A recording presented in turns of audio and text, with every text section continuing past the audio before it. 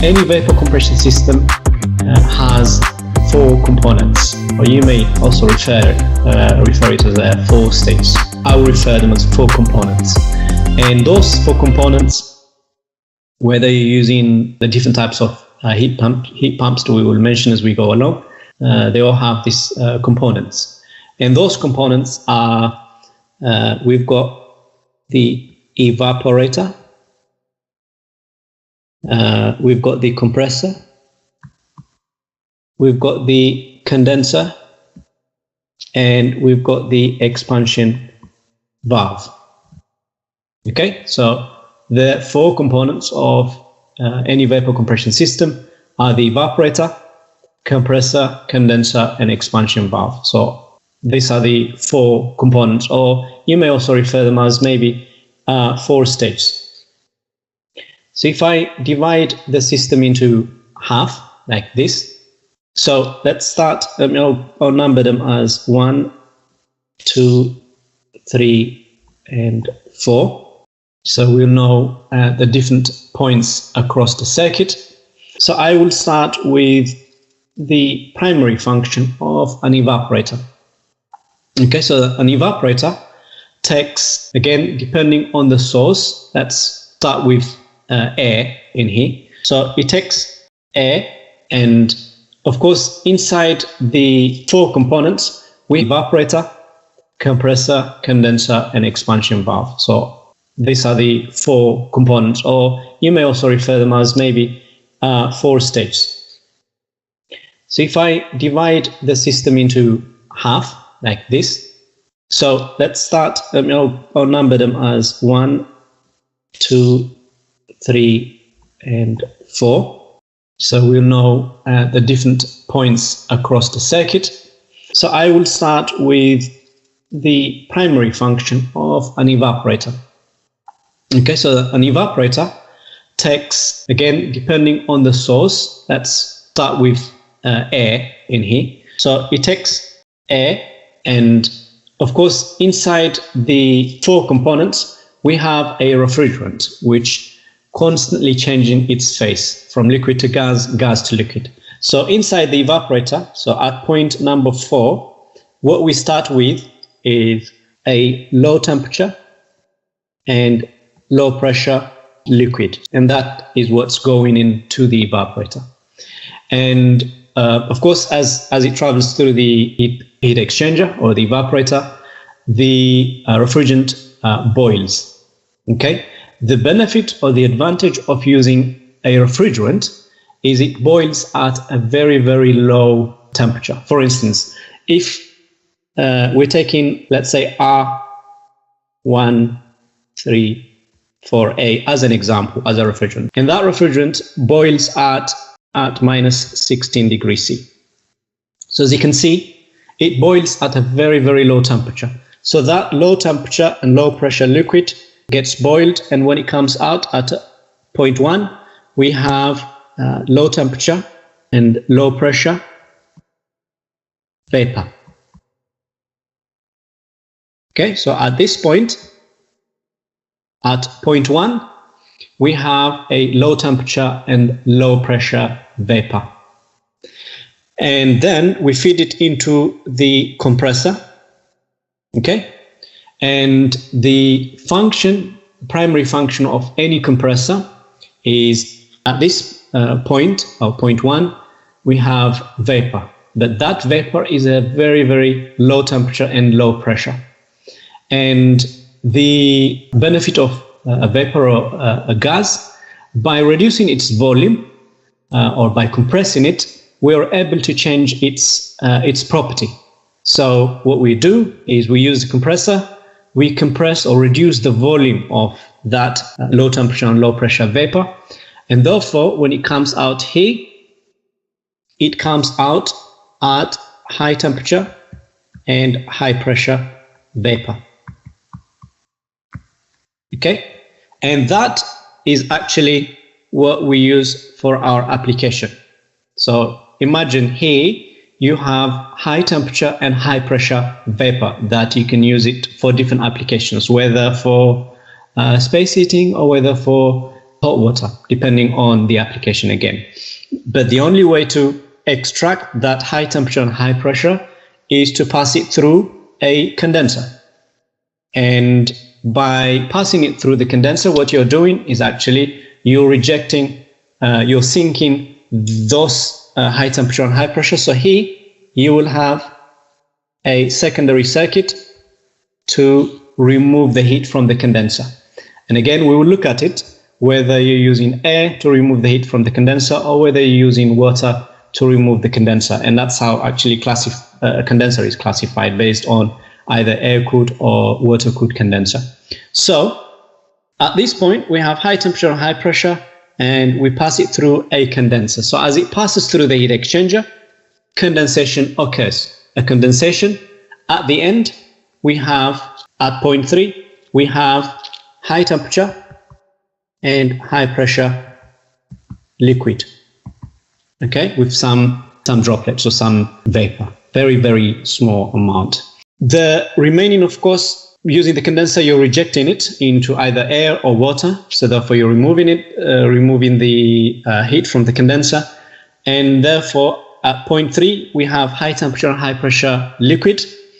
And remember, at point 4, we had low temperature and low pressure. And in order to reduce the temperature of the liquid from high temperature to high pressure, what we do is we pass it through an expansion valve. Okay? How do we reduce the high temperature and high pressure to low temperature and low pressure?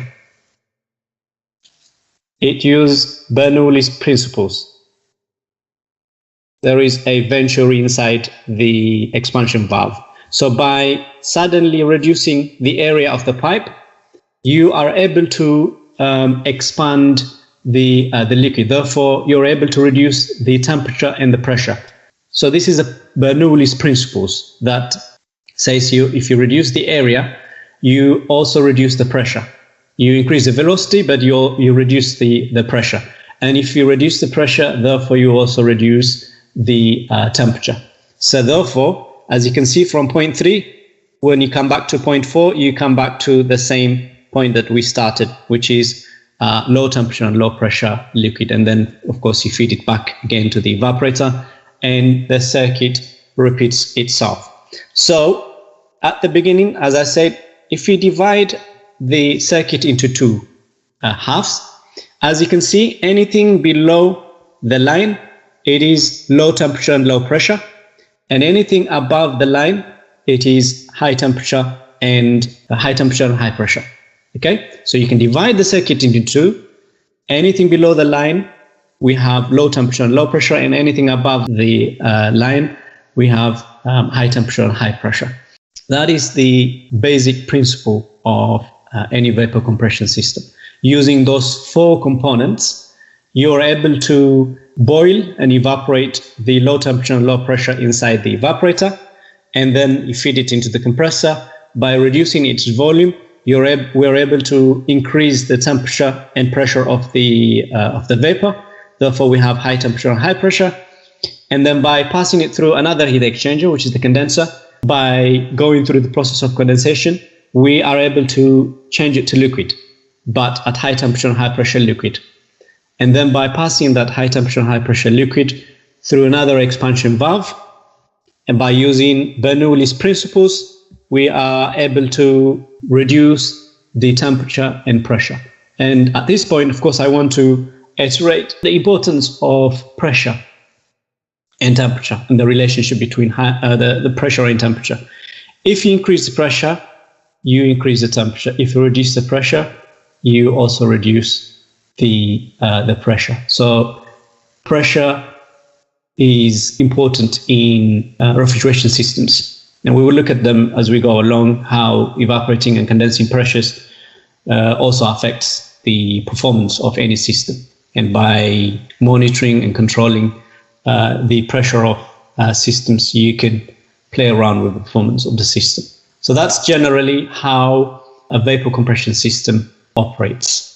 I'm going to quickly go through some basic terms that you will come across in the refrigeration industry generally, like sensible heat and a latent heat. They both deal with either heat extraction or heat added into material or into any aspects. But one results in the temperature change, only temperature change, and the other one results in state change. Okay, so the sensible heat results in temperature change, as opposed to the latent heat, which results in state change. And a good example of latent heat is ice melting. Some terminologies that we would be using are saturation temperature. This refers to the transition of, so if you boil a water, for instance, the point at which water starts to boil, that transition point, that's where we're referring by saturation temperature. Okay? And we will use terms like evaporation temperature or condensing temperature. We are actually referring to the saturation temperatures. So we will use some of these terminologies so you would know what we are referring. So water boils at 100 degrees C, but because the boiling point of water can vary depending on the pressure. Pressure and temperature are directly proportional to each other. And for instance, if you take a water and try to boil it at, let's say, 4,800 meters at a pressure of 0.56 bar, the water boils at 83 degrees C. So as you can see, not 100, the one that we always say, depending on the pressure, water can also boil at 83 degrees C. So what I wanted to highlight here is the relationship between pressure and temperature. And that is critical in any refrigeration systems that we will look at. This is another graph which shows the saturation temperature and the pressure for a different refrigerants. So any refrigerant would have a saturation temperature, and the pressure also relates to that specific saturation temperature. Other terms that we will come across or we use is the superheated vapor. And the superheated vapor is referring to the temperature above the saturation temperature. And we can actually calculate our degree of superheat based on, so degree of superheat is equal to actual temperature minus Tsat. One example that I just gave you here is we have a water boiling. Of course, the steam is at 100 degrees C and the superheated steam temperature is 120 degrees C. What is the saturation temperature and what is the degree of superheat? TA is 120 degrees C, and therefore degree of superheat is 120 minus 100, which is 20 degrees C. So superheat, again, we will use it when we define our pH chart, what a superheat region, where our superheat region lies. And the next one, similar to the superheat, is the subcooling. Again, this is the other opposite end of boiling, which is the cooling. So this is referring to a liquid at any temperature below its saturation temperature. And we can calculate the degree of subcooling. Degree of subcooling is the Tsat minus T actual. Other terms that we will use is enthalpy and entropy. One deals with the heat content of the fluid, and the other one deals with efficiency of a process. The entropy tends to be a complex property,